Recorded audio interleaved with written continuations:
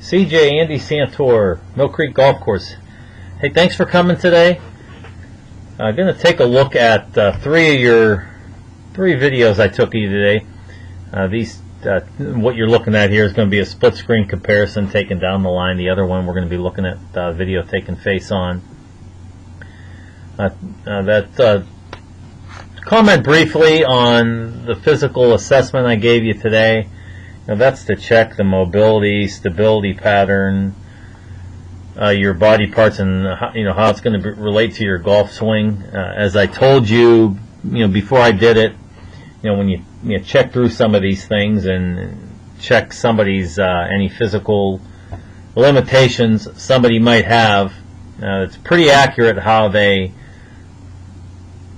determine how somebody swings a golf club. In your case, like I told you before, I did a 16-step assessment of you today, and you did better than anybody I've ever tested. As far as all, the only thing you did not, you were limited in was your pelvic mobility and your pelvic tilt. That was determining the mobility of your pelvis or your hips, and the ability for you to move your upper body and lower body independently of one another, or it's called upper body lower body separation. And, talking about the sequencing of the downswing has to go pelvis, thorax or chest, lead arm, then the club. That's the sequence. The sequence of the downswing has to be that way, or the golf club's going to get a little bit out of position.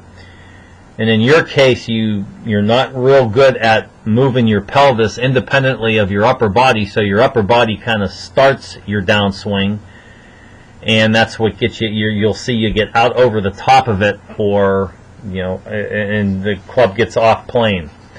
We're looking at before and after. The swing we're gonna look at first on the right is taken before I made any changes. You can kind of see what I did to your setup. I got your pelvis back or posterior, and got your so in the video on the left. The video on your right, I thought your pelvis was tucked under a little bit too much underneath your chest, and you weren't able to get that your pelvis ended up moving in the spacing where your club, the golf club, needs to go in your downswing. Here we go in your backswing. You can see we talked about this a little excessive hand forearm rotation manipulation. Your hands go out a little bit, and the club head itself go back. So that golf club gets underneath the shaft plane a little bit on our backswing. So we're going to go kind of from, in your case, kind of from shallow to steep.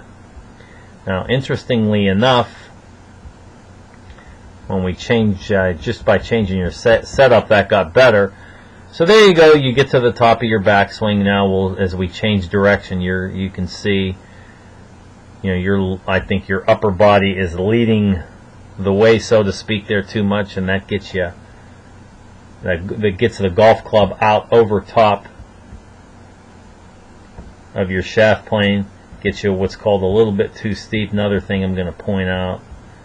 Okay, we're going to draw a line from the back of your pelvis to the ground, and you'll see, and from here on your spine angle, you'll see your lower body moving closer to the ball. Your upper body is moving away from the ball. So, the sequencing of your downswing isn't good.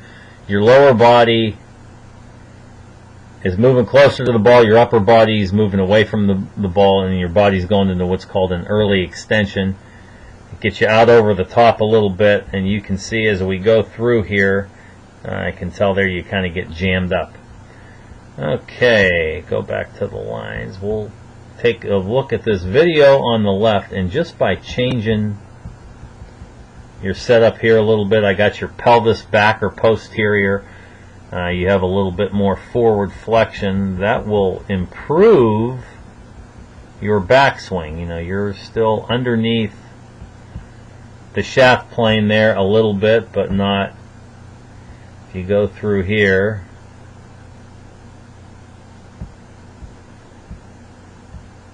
Okay, take these lines out of here. Oops. Sorry about that. Needed to keep the blue line in there. Apologize, I'm flipping some videos around. Okay, here we go. Once again, you'll see your, you know, how that improves a little bit already. Now I'll start going.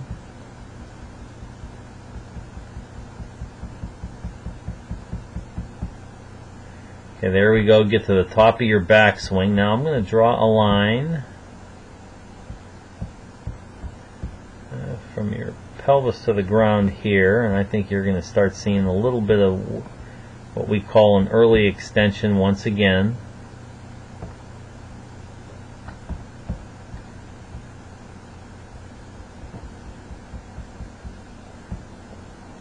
Okay, now here, interestingly enough, you're over top of the shaft plane,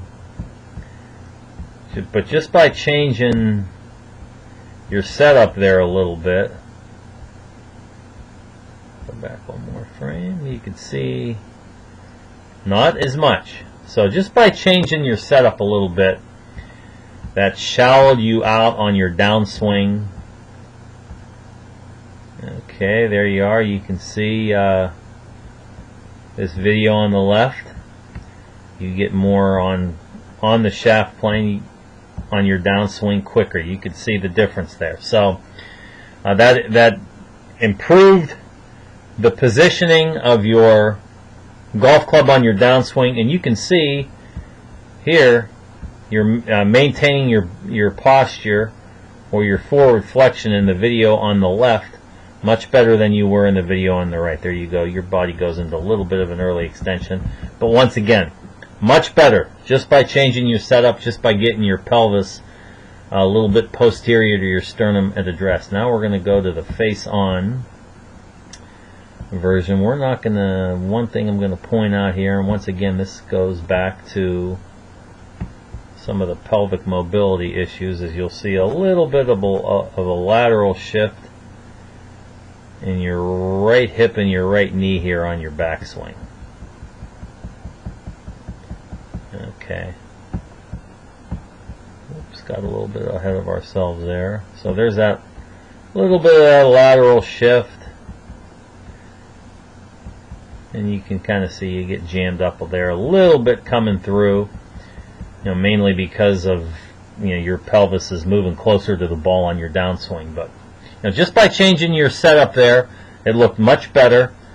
So you know, we'll work on those things, and those body preps and motor skills and some of those exercises that I gave you today are to help you with, you know, some of your pelvic mobility issues and getting you to start your downswing in the proper sequence. You know, getting to start with your you know, pelvis first. So work on those, and we will see you again Monday.